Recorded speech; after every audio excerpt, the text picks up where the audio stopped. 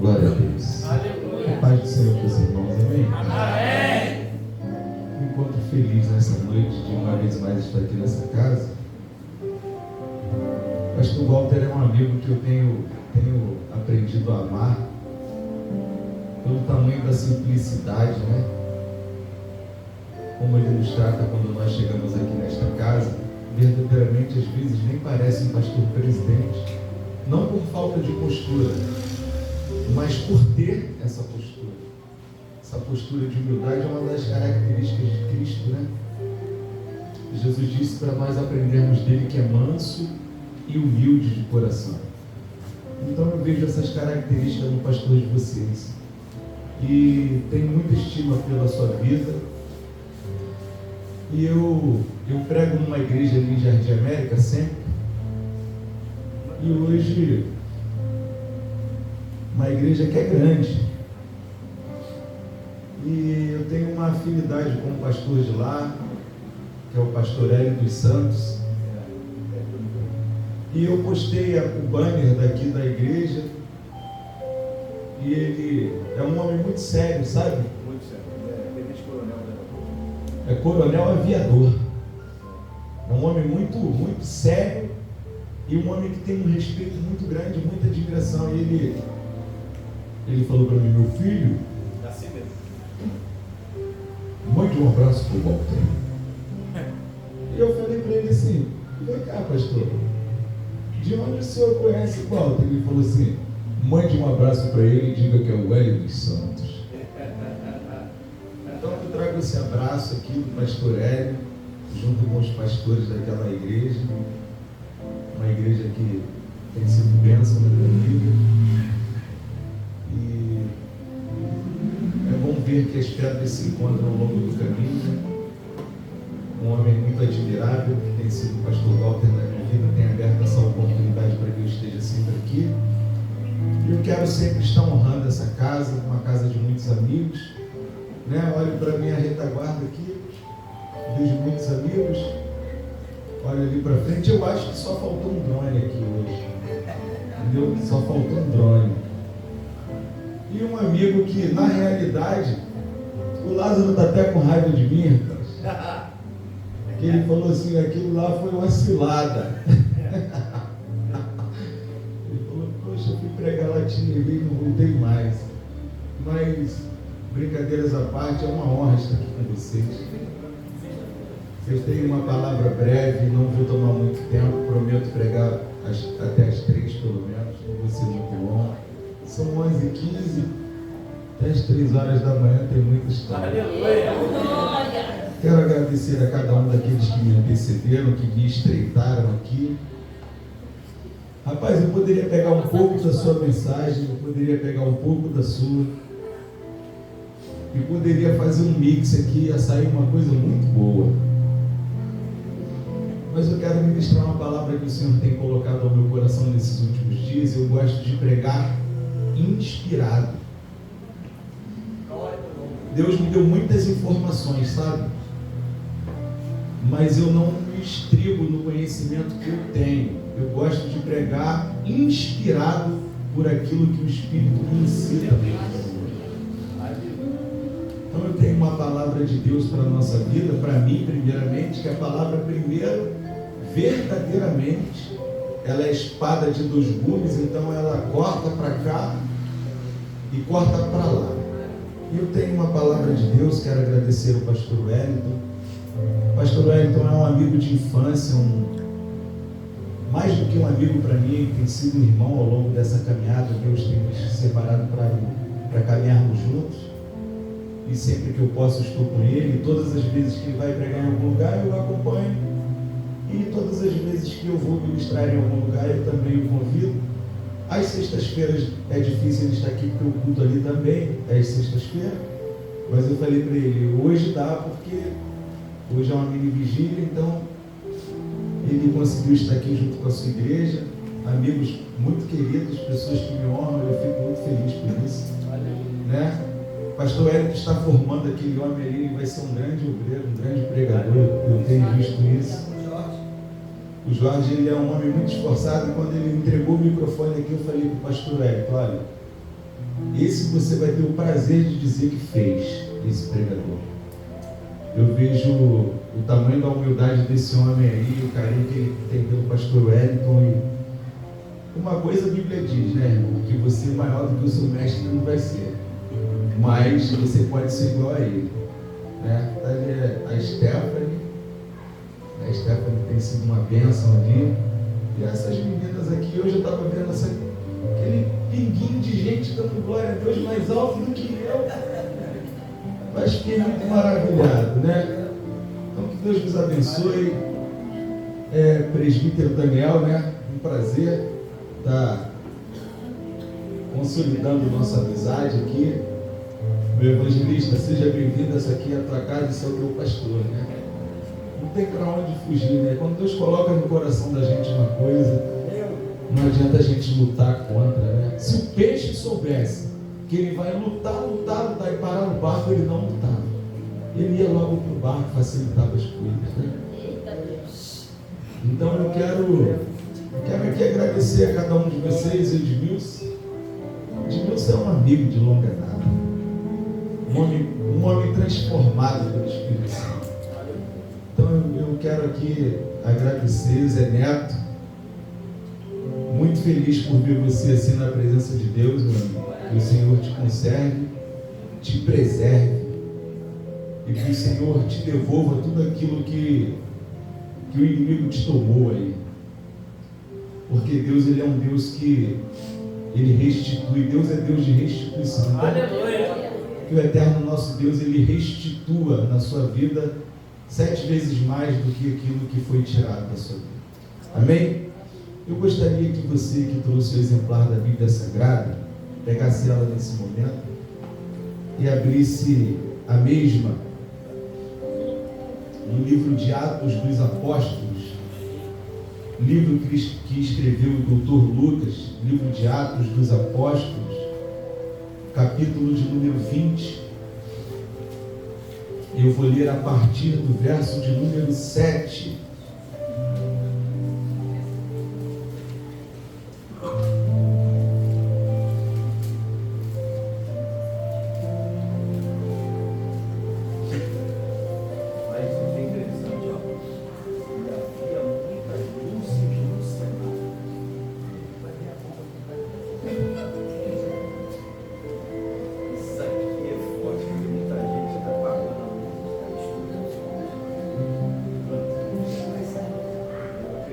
A maioria das mensagens que eu ministro, irmãos, elas verdadeiramente elas são faladas por Deus na minha mente. Eu não manipulo a palavra na intenção de ministrar aquele sermão. Eu estudo a palavra diariamente e eu fico esperando o direcionamento de Deus. E a maioria das mensagens que eu vou pregar é uma conversa nossa. Nós ficamos ali conversando e Deus vai nos inspirando e a gente chora. Muitas vezes nós choramos falando da palavra um para o outro. Daqui a pouco que a gente está chorando, a gente ri, porque a palavra ela tem esse poder. Então quero compartilhar um pouco dessa revelação que o Senhor tem colocado no meu coração. Eu vou ler a partir do verso 7 até o verso 12. E eu vou pedir para você que achou o livro de Atos dos Apóstolos, capítulo de número 20, verso 7, coloque-se sobre os seus pés, por gentileza.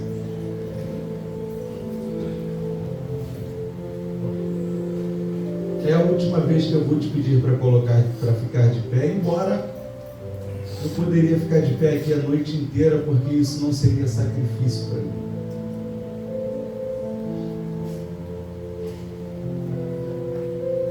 Ela na tela para a gente fazer uma leitura uniforme. Diz assim: no primeiro dia da semana, ajuntando-se os discípulos para partir o pão, Paulo, que havia de partir no dia seguinte, falava com eles e alargou a prática até a meia-noite. Havia muitas luzes no cenáculo onde estavam juntos. estando um certo jovem por nome Eutico, assentado numa janela, caiu do terceiro andar, tomado de um sono profundo que lhe sobreveio durante o extenso discurso de Paulo, e foi levantado morto. Paulo, porém, descendo, inclinou-se sobre ele e, abraçando-o, disse: não vos perturbeis, que a sua alma nele está. E subindo e partindo o pão e comendo, e ainda lhes falou largamente até a alvorada, e assim partiu. E levaram vivo o jovem e ficaram não poucos consolados. Amém? Amém. Você pode sentar, se você puder dar uma glória a Deus. Quero agradecer aqui o meu amigo Bruno, que tem sido o canal Elo, né? E é impressionante como que Deus ele cria alianças, né? O nosso Deus é um Deus de aliança, um Deus de pactos, né? E como que ao longo da vida Deus vai criando essas surpresas maravilhosas.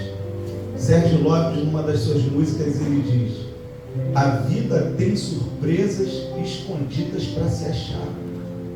E o Bruno tem sido uma dessas surpresas que eu, morando aqui, não tivemos essa afinidade, mas eu vejo quando ele fala comigo, como ele vibra por eu estar aqui. Isso para mim, Bruno, não é bajulação, isso para mim é honra.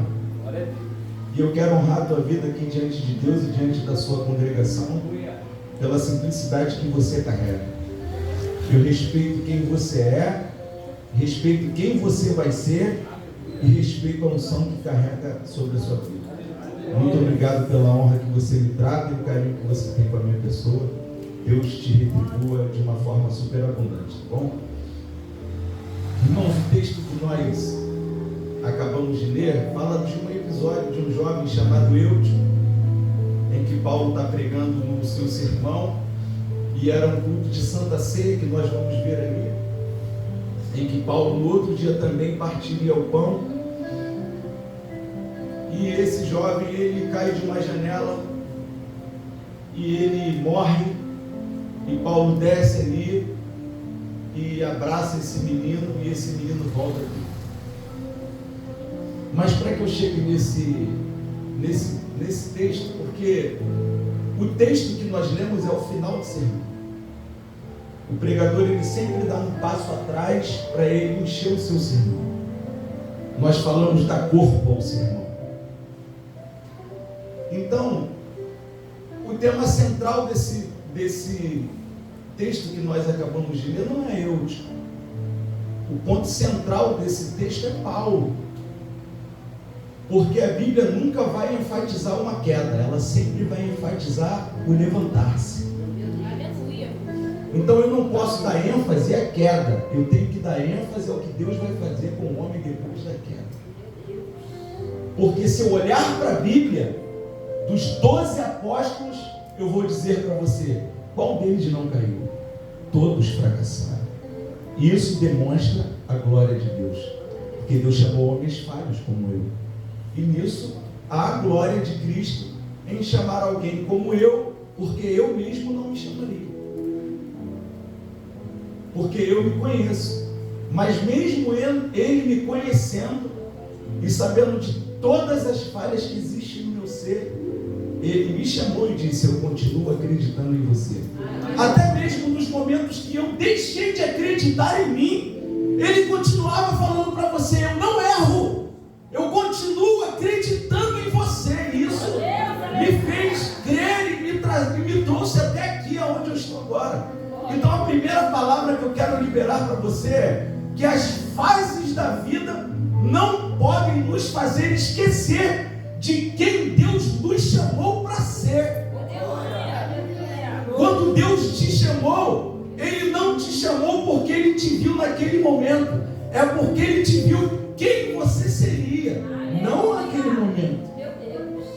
Então Deus sabia da trajetória da nossa vida e que coisas aconteceriam nela que seriam inevitáveis, e aconteceria. Quando Pedro chamou Jesus, sabia que ele o negaria e disse: você vai cair, não uma, mas 3 vezes. Cada vez que Pedro disse que não conhecia Jesus, era uma queda. E mesmo assim, Jesus não desistiu daquele homem que ele chamou, porque Jesus não derrama óleo em cabeça errada. Jesus não erra. Quem diz que a gente está errado é o diabo. Quando a gente falha, ele fala para você: você é um fracasso, você é uma fraude.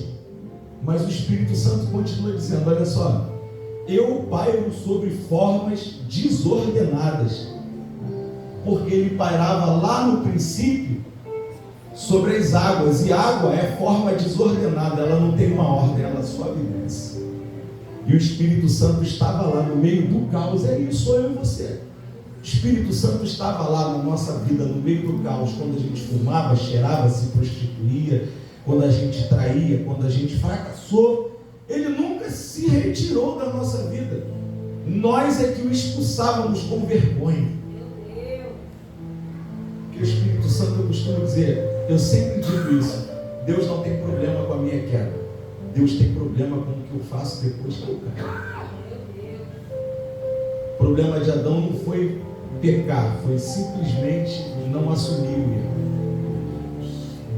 Porque quando Deus fala para Adão, Aeká, que significa onde estás, Deus queria que ele respondesse: Rinene, estou aqui, estou pronto, pode executar.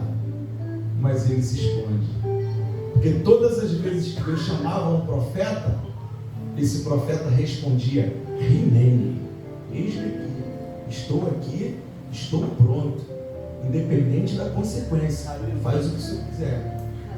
Deus queria que Adão fizesse isso, porque Deus é Deus, irmão, nada que a gente fizer muda a sua essência. Mas ele nunca vai, enquanto o seu pulmão respirar e expirar pela última vez, ele nunca vai desistir de você. Então, para eu falar de Eutico, eu preciso falar de Paulo. Porque Paulo vai lidar com a queda de Eutico, porque Paulo também caiu. E só quem já caiu sabe lidar com a queda de alguém. Então, Paulo, quando a Bíblia diz que ele respirava ameaças, e ele pega a carta do governador, e ele se arma de grandes homens de guerra, e ele forma um exército para ir perseguir, prender e até matar os cristãos. Ele toma o rumo de Damasco e ele vai caminhando ali, creio eu, que com os seus cavalos e cavaleiros, procurando a oportunidade onde se encontrava um cristão, e ele estava muito cheio de si, e Saulo, respirando ameaças, diz a Bíblia, ele seguiu no caminho de Damasco. E no caminho de Damasco, Cristo ressuscitado aparece para Saulo e o derruba. Veja bem que nem toda queda é o diabo que derruba. Eu quero frisar aqui que algumas quedas, quem nos derruba é Deus. E nos derruba para nos ganhar e não para nos perder. E aqui nós vamos ver que existem quedas que caímos para fora e quedas que caímos para dentro. E Paulo, nessa queda, Saulo, ele cai não para fora do reino, ele cai para dentro do reino. E ele, respirando as suas ameaças no clarão que Jesus aparece para ele, que somente ele tem essa visão, somente ele vê, ele cai. E quando ele cai, você diz, há pregadores que diz que Deus não fala com o homem caído. Aqui eu vou provar que é uma mentira, que Saulo estava caído, e ele ouve a voz dizendo: levante-se e entre na cidade. Ou seja, você caiu, mas você seguir em frente. Porque só seguindo em frente você vai encontrar comigo. Eu tenho algo para você. Só que aqui eu quero já aplicar uma coisa para você. É que Saulo, quando ele tem o encontro com Jesus, ele cai.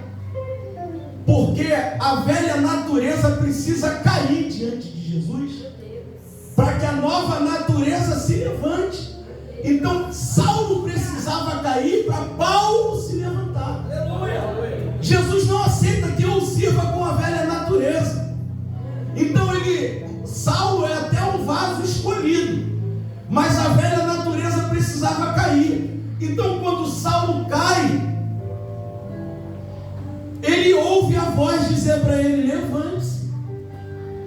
E eu quero fazer uma observação aqui, que nenhum dos homens que estavam com Saulo o ajudou a se levantar. Há quedas que ninguém vai te ajudar, há quedas que você vai ter que se esforçar com a sua própria vida e se colocar de pé, porque ninguém vai estender as mãos para você. Muitos vão estar ao teu lado, e muitos ali batiam no ombro de Saulo, dizendo: eu estou com você, Saulo, nós vamos chegar lá e vamos fazer. Mas quando vê que Saulo cai, e eles não vêem visão, mas escutam e tremem de medo de quem está falando,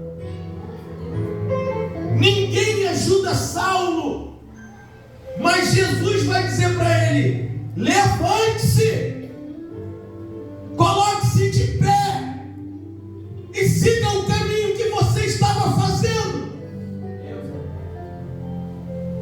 Só que a Bíblia diz que quando Saulo se levanta, ele não consegue entrar pelo caminho. Por quê? Porque ele estava cego. Esse é o primeiro sintoma de quem tem um encontro com Jesus. Qual?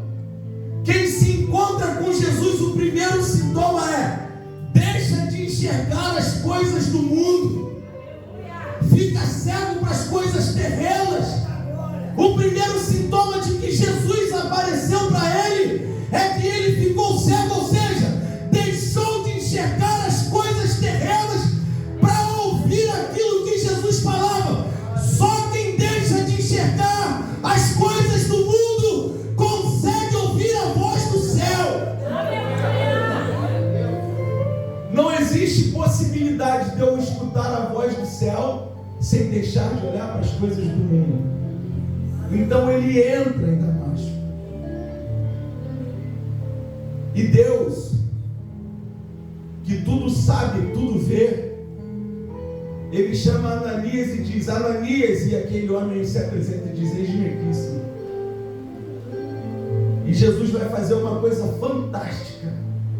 Ele diz assim: vá à rua chamada direita, em casa de Judas, pergunta por um homem de Tarso, chamado Saulo, porque ele está orando.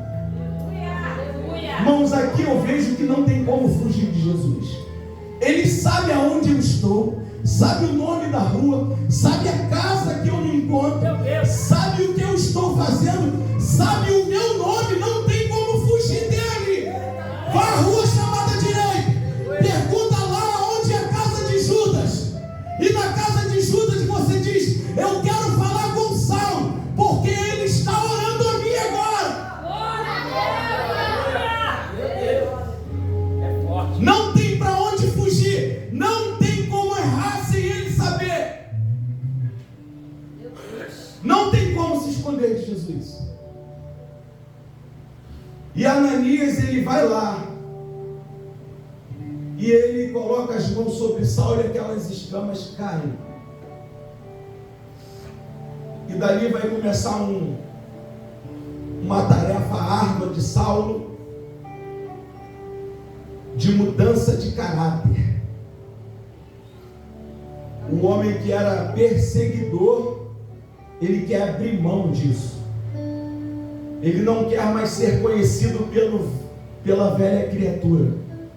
Ele quer agora deixar um legado de alguém que vive uma novidade de vida. E eu escuto alguns pregadores a dizer que Jesus transformou Saulo em Paulo. Veja bem, Saulo no latim significa grande, mas Paulo significa pequeno. Mas não é Deus que vai transformar Saulo em Paulo. Em Atos capítulo de número 13, Saulo não vai querer mais ser chamado de Saulo. Ele vai rejeitar essa identidade. Por quê? Porque em algum momento da minha vida cristã, eu preciso decidir quem eu quero ser. Eu preciso abandonar a velha natureza. Em algum momento da minha caminhada, eu preciso desistir de quem eu era. Meu Deus.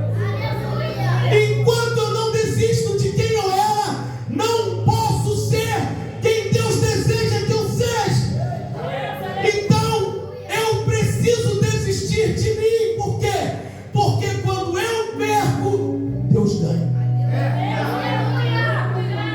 Deus só ganha quando eu perco. E quando eu ganho? Eu não ganho. Quem ganha é Jesus sempre. Ele ganha e me dá a vitória. Nunca sou eu que ganho.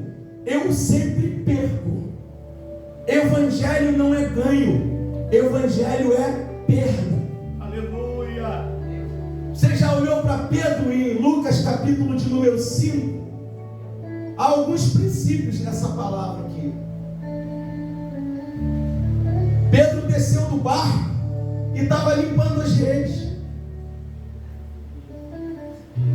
E Jesus chega na hora que Pedro está limpando as redes e fala para Pedro e sobe no barco. Ele simplesmente sobe. Pedro tinha pescado a noite inteira e não apanhou nada. E Jesus não chama Pedro para servir agora. Primeiro Jesus ensina a multidão e fala para Pedro: lança-te ao mar alto. E Pedro conhecia o mar. Então ele vai até o ponto em que ele acha que é o mais profundo. E Jesus não faz nada. Jesus só está no barco. Quem faz tudo é Pedro. Lança a rede do lado direito.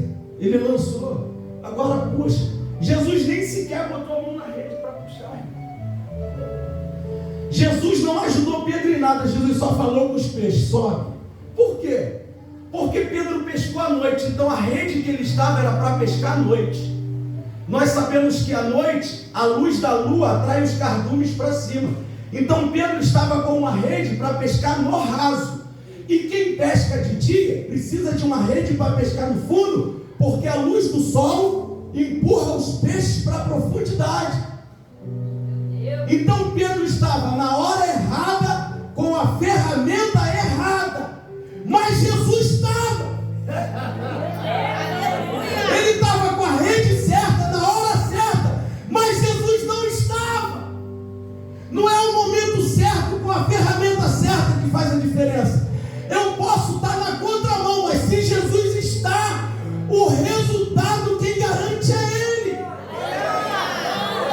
Então Pedro não está entendendo quando ele diz: lança a rede. Pedro deve estar falando: cara, você repara que Pedro vai dizer assim: ó, eu pesquei a noite inteira, nada apanhei, mas porque tu mandas, sobre a tua palavra lançarei a rede.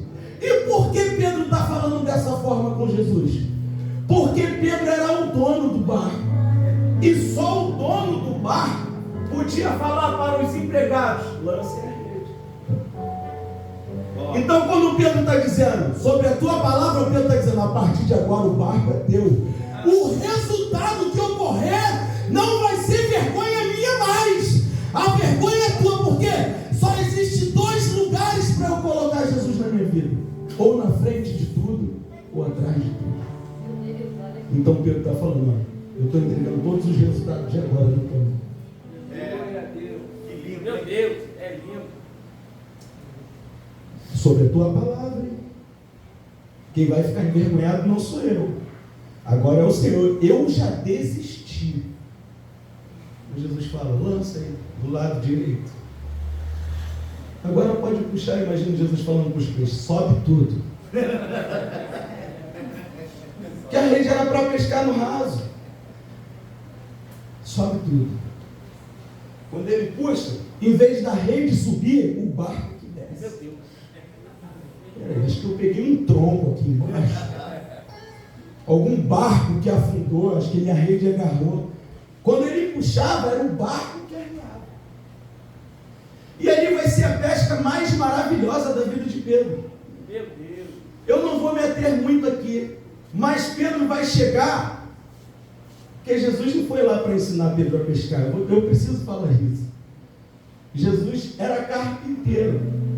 Carpinteiro entende de quê? E o barco era feito de quê? Eu não vim te ensinar a pescar, eu vim só fazer com que o barco permaneça sem afundar. Porque de madeira eu entendo. Eu sei a quantidade que eu posso colocar nesse tipo de madeira. Eu vim garantir a tua pesca.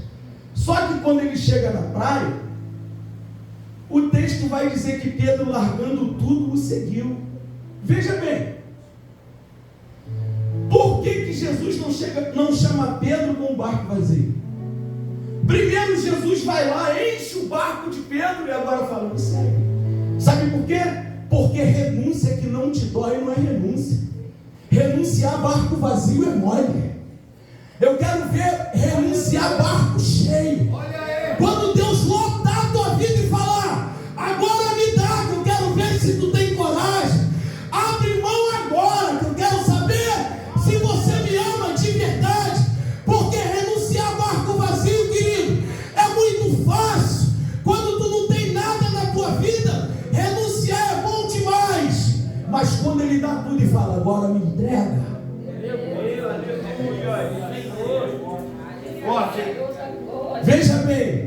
Veja bem. Deus fala para Abraão assim, me dá o teu filho. E você que não é pregador não vai entender, mas eu vou te explicar. Ele, além de pedir o teu filho, ele diz, o teu único. Peraí, e Ismael era o quê? Ismael não era filho não, e era mais velho do que Isaac. Mas para Deus só tem valor o que tem valor para você. Sabe que se pedisse Ismael, ele dava mole, mas Deus quer o que tu não quer dar. Isso é renúncia. Renúncia que não te dói não é renúncia.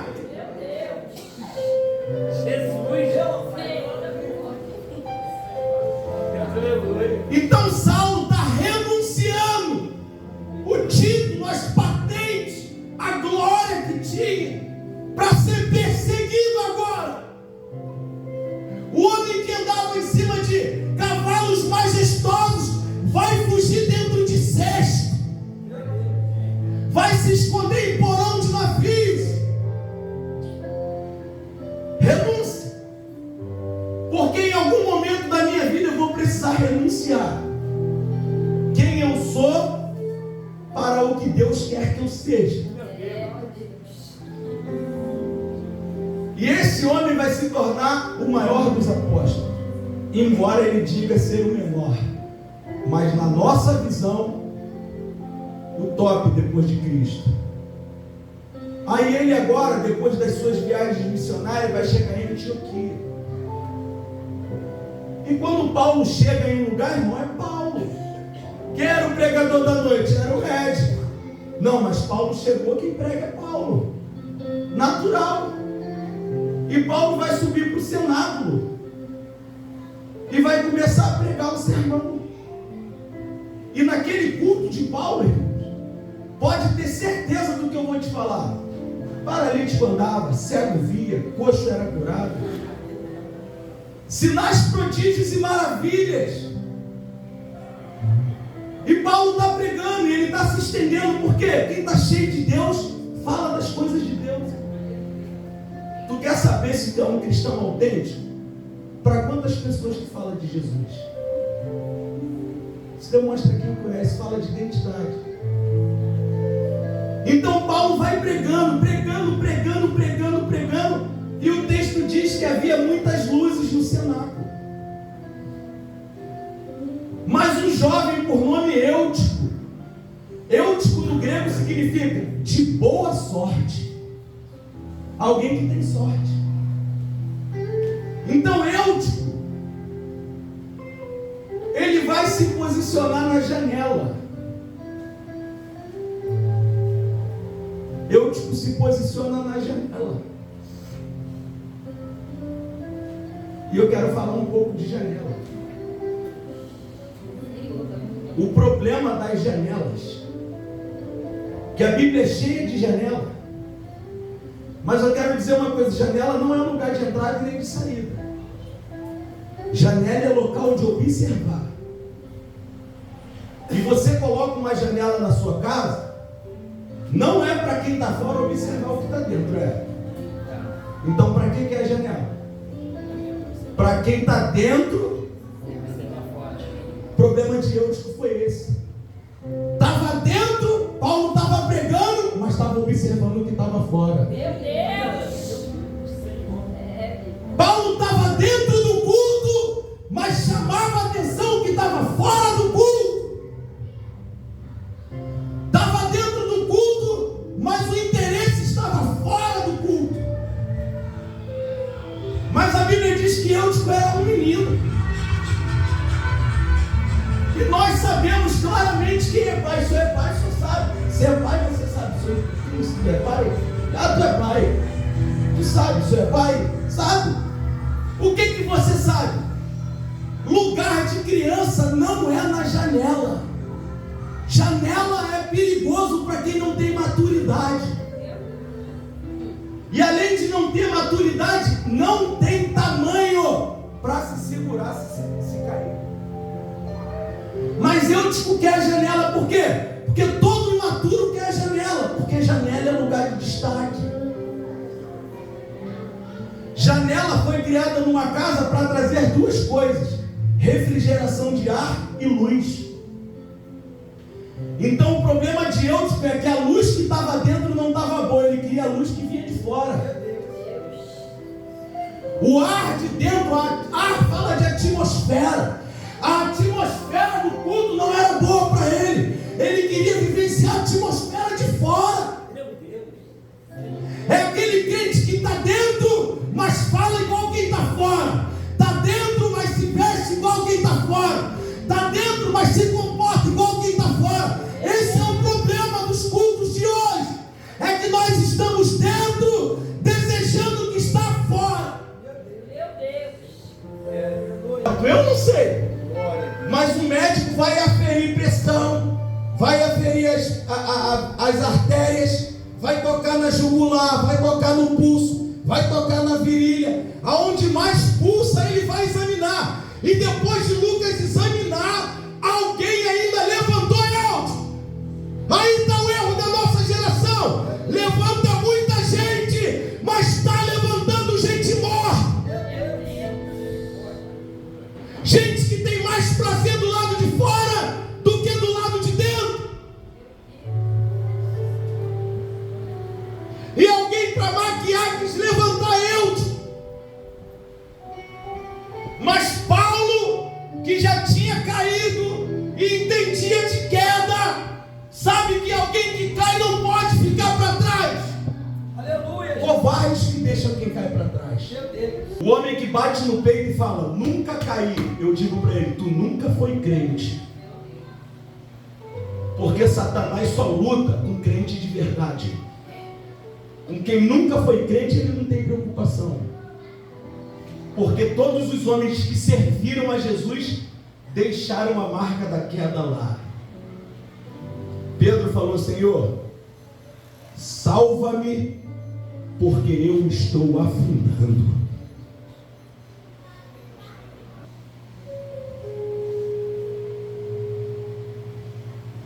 Por falta de equilíbrio, irmão.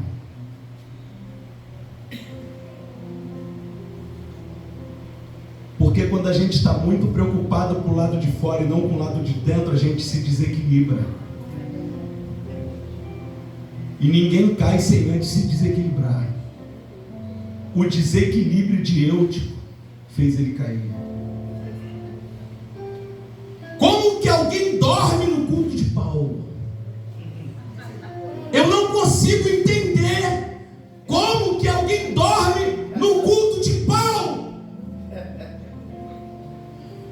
mulheres que já casaram aí, sabem que no dia que antecede o casamento, você não dorme. Meu Deus. Por quê? Porque o interesse por aquele ato é tão grande que rouba o sono. Mas o culto para Eutico está monótono demais, está ruim demais, não prende mais a atenção dele. Eutico não tem mais alegria de dar glória a Deus. Eutico não gosta mais de dar aleluia. E Eutico é aquele crente que se incomoda quando alguém se levanta na hora do culto para glorificar a Deus. Eutico é o crente que não glorifica mais. E quando alguém dá um glória a Deus alto, ele fala, não sei para que essa altura toda.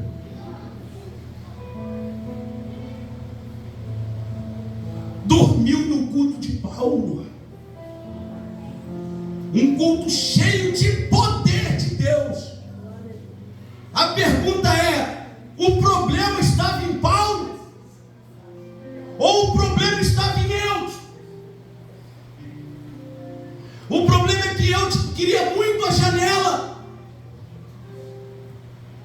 E eu quero te fazer uma pergunta. Quais são as janelas que têm feito você cair? Sabe por quê? Porque cada ícone que tu toca no teu telefone chama-se janela. Sabe o que significa a palavra Windows? Janela. Cada ícone que tu toca no teu telefone é uma janela que se abre. E muitos estão caindo ali, virtualmente. A queda pode ser virtual, mas o resultado é real. Meu Deus. É! Narayas terra, Jeová. Quais são as janelas que têm te roubado do culto? Quais são as janelas que estão te impedindo de sentir o que você já sentiu? É hora de fechar janelas. É hora de sair de janelas. Porque essas janelas estão desequilibrando a sua vida espiritual. E você não está percebendo a altura que você está. Tem alguém aí para dar um glória a Deus? Que tipo de janela está consumindo a tua vida espiritual? Que tipo de janela Deus já falou para você? Fecha! E você ainda não conseguiu fechar. Sai da janela, Eutico! Davi estava entrando com a arca da aliança, pastor Hélio. Celebrando a Deus, dando glórias ao Eterno, mas Mical estava na janela. E quem está na janela é problemático, não se alegra com quem está dando glória a Deus. Aí Mical profana Davi. A Bíblia diz que por causa disso ela fica estéril. Ela não gera filhos. E aí eu entendo que quem está na janela não é capaz de gerar nada para Deus. Porque janela é ponto de vista para o lado de fora. Para de se concentrar do lado de fora. Se concentra do lado de dentro do reino. Veja bem, olha só o que eu vou falar para você. A arca da aliança, o nome dela em hebraico é Aron HaKodesh, arca da aliança. Os querubins da glória, eles estavam ajoelhados na tampa da arca, os dois joelhos no chão e as duas asas no alto. Uma asa tocava na ponta do outro. E eles tinham o rosto de criança e olhavam para dentro da arca. Eles não olhavam para fora, olhavam para dentro, ajoelhados, dizendo: o que é ligado na terra é ligado no céu. E aquele que não for como uma criança não pode olhar para dentro do reino de Deus.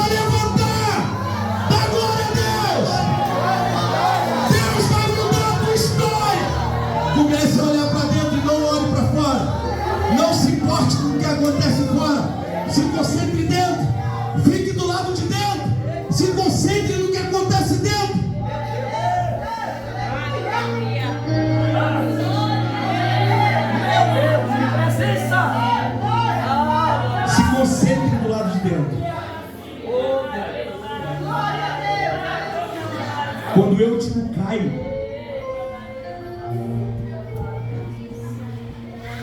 por isso que Paulo era bravo demais. Ele não humilha Eutico porque creu.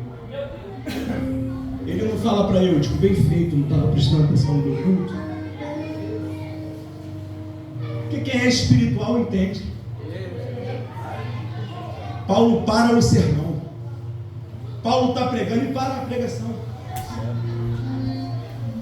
Vai descer do terceiro andar. Eita, Jesus. E vai descer ao chão e vai abraçar Eutico. Deus, vamos esperar. E vai dizer, ó, não precisa se perturbar não, porque o Espírito nele está. Paulo entende uma coisa. Paulo era discípulo de Jesus por uma coisa, porque ele entendia que vida é mais importante que sermão. Paulo entendia que pregação é para quem está vivo, mas quem está morto precisa de abraço. O problema da minha geração é que tem muito sermão e pouco abraço para dar. Tem gente que está esperando um abraço teu. Teu filho não está esperando tu chamar ele de maconheiro, não está esperando ela chamar de prostituta.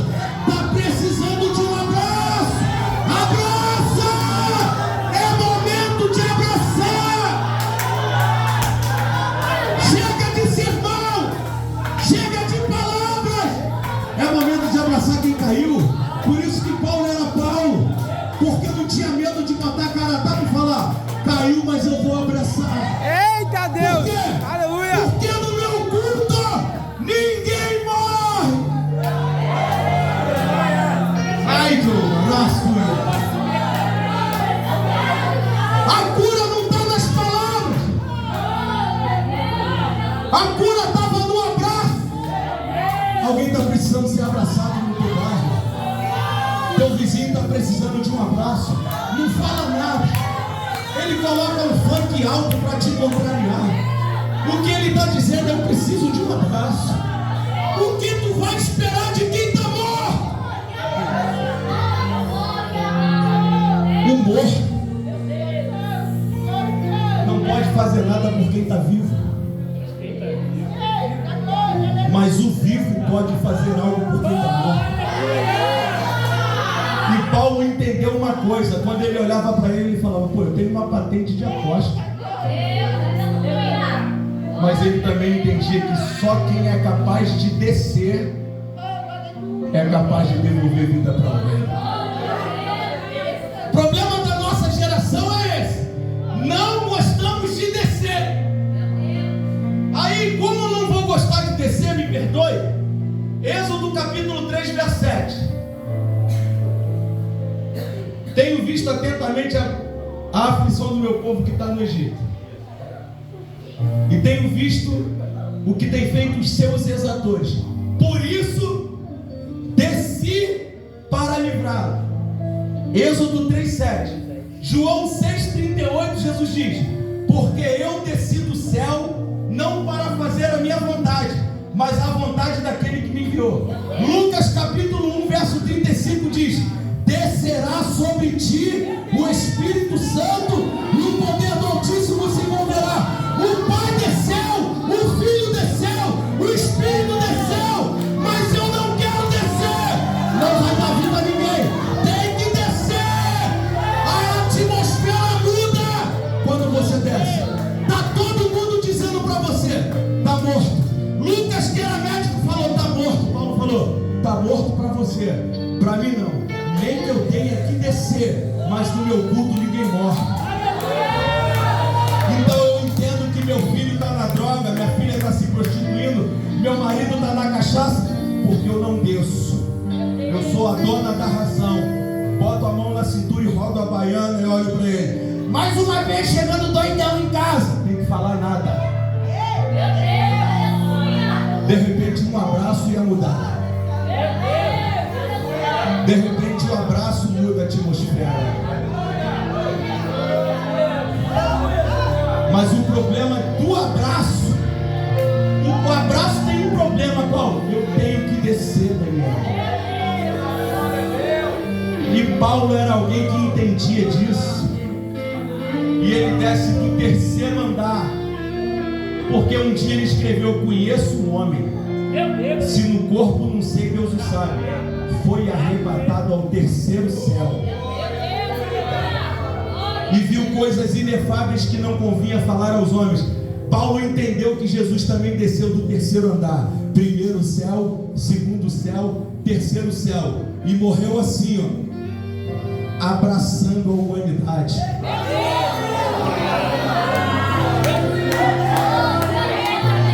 Qual é o pai e a mãe que leva o filho na escola e quando toca o sinal o filho sai e ele vem disparado na tua direção? A primeira coisa que você faz é o gesto de abraçar, porque o abraço cura. O abraço é você dizendo para o teu filho: eu estou aqui, eu vou te buscar sempre, eu sempre vou estar aqui, eu sempre vou ser teu pai, sempre vou ser tua mãe.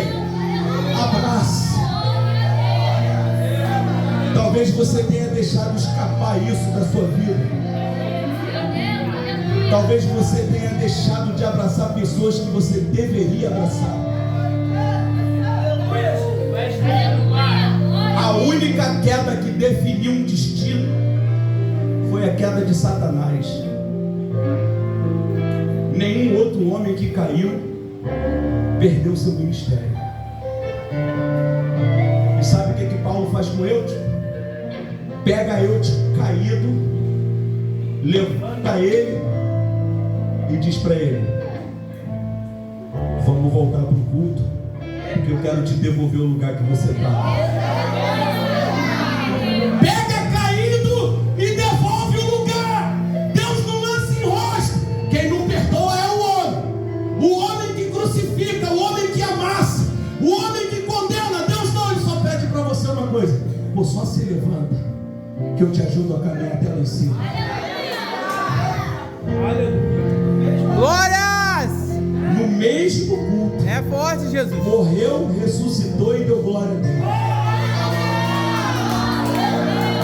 Você tem mão para levantar e dar uma glória a Deus? Você pode glorificar alto ao Senhor? Glorifica o Senhor nessa noite, porque Ele está ressuscitando gente lá na tua casa. O teu abraço vai ser instrumento de cura. O teu abraço vai levantar pessoas mortas. Acredite em pessoas mesmo que elas tenham caído. Ajude ela a voltar para o posicionamento que um dia ela teve. Em momento nenhum Paulo diz para Eutico: por que tu sentou na janela? Não, a queda já ensinou. Nunca mais Eutico vai procurar a janela. General. Porque janela é lugar de desequilibrado. Janela é lugar de quem quer holofote, quem quer luz própria. Vem luz só para mim. Para de olhar para o lado de fora. Olha para o que está acontecendo dentro. O que está dentro está gostoso demais. E eu vou te falar uma coisa.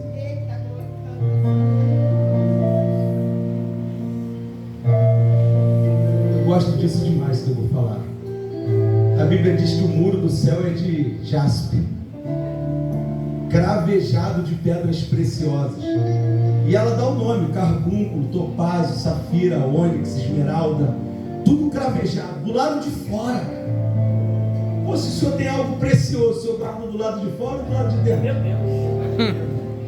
Você tem algo precioso, você guarda do lado de dentro da casa ou do lado de fora? Jaspe, carbúnculo, topázio, safira, ônix, esmeralda, pérola, tudo cravado do lado de fora. Mas barro do lado de dentro. Ouro, pedra preciosa, eu ostento do lado de fora. Mas o que é precioso para mim, que é você, barro, do lado de dentro. Porque o que é bom está do lado de dentro e não do lado de fora. Deus morreu por aquilo que era importante. O que é importante para Deus é barro. Lá no céu, barro vai pisar em ouro.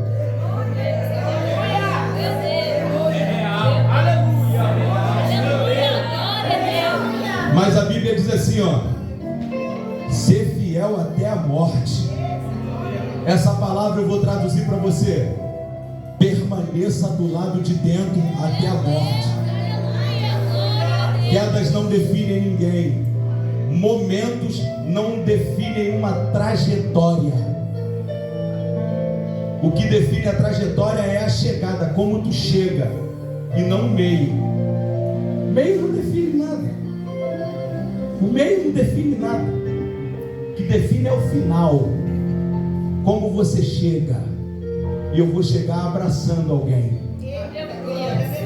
Sabe por quê? Sabe por que eu estou falando isso com muita propriedade? Porque eu era um maconheiro, bandido, ladrão. Fui jogado dentro do valão do periquito, tomei tiro de um monte de homens. Mas Deus levantou um homem cheio do Espírito Santo e me abraçou. E o nome desse homem se chama Everson Nazário Braga, que eu nunca vou esquecer. Até hoje eu falo com ele, eu choro muito. E no dia que eu preguei na minha igreja, que foi o final da festividade, eu fui o último pregador, eu coloquei o banner lá e ele falou assim: vai ser tremendo porque eu te conheço. E eu falei para ele: eu gostaria muito que você estivesse lá. Ele disse para mim: mas eu vou estar. Você é a ponta da minha lança e a flecha da minha aljava. Aonde você chegar, eu chego junto contigo. O que ele quis dizer? Eu investi em você, eu forjei você, você tem parte de mim, e aonde você chegar, eu vou chegar com você. O poder de um abraço, o poder de alguém estender a mão para você, quando todos te abandonaram e viraram as costas. Meu Deus, aleluia. Ninguém no reino de Deus fica para trás. Até no último momento, no último instante, ó. Aqui vieste, amigo. Estou te dando uma chance, amigo.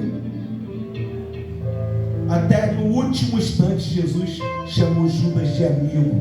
Eu te abraço se você quiser. Só não morre no meu culto. Então abrace. Se for preciso descer. E descer falar de ego. E aí eu vou pegar a fala do meu amigo o pastor Wellington, que ele gosta muito dessa. Quando Paulo diz combati um bom combate, essa palavra é egonismai. Calongona. Pastor Walter sabe disso, teólogo, filho. Que tu não vai tirar onda comigo. Aleluia. Está falando de ego. Paulo não está dizendo que lutou com o diabo, ele está dizendo egonismai. Lutei contra o meu próprio ego e venci. Eu sou Paulo. Os meus lenços curavam. Eu levantei morto. Mas ele está dizendo: isso não pode me fazer, não pode me impedir de descer. Eu preciso continuar descendo. Lutei contra o meu próprio ego e me venci. Porque o diabo, desculpa, ele não é um trabalho nosso. Não somos nós que venceremos ele. A Bíblia diz que Deus destruirá o iníquo com o sopro da sua boca. Isso é um trabalho de Deus. O meu trabalho aqui é me vencer. É me tornar alguém melhor do que hoje, amanhã. Meu Deus. Olha aí. É não permitir que o meu ego ache que eu prego mais do que o pastor Wellington, do que o pastor Walter, do que o presbítero Daniel. Não posso. Egonismai. Luto contra mim e venço. Por isso permaneço de pé. A igreja pode se colocar de pé?